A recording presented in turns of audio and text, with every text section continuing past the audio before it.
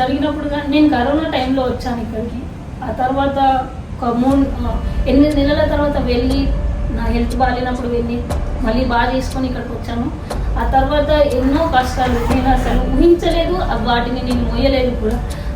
అటువంటి కష్టాల మధ్యలో నేను వెళ్ళను అని ఎప్పుడు నాకు డౌట్ లేదు. డాడీ నా కోసం ప్రతిరోజు కుటుంబం అంతా ప్రతిరోజు ప్రార్థన చేశారు.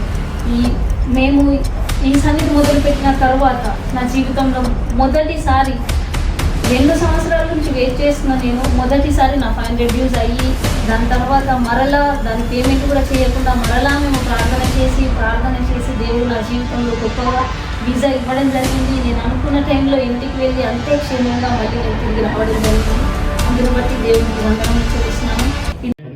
ఇంతవరకు చదువుకున్న వాక్యంలోనికి కీర్తనల గ్రంథము ఒక్కసారి ఒక మాట చదువుకో.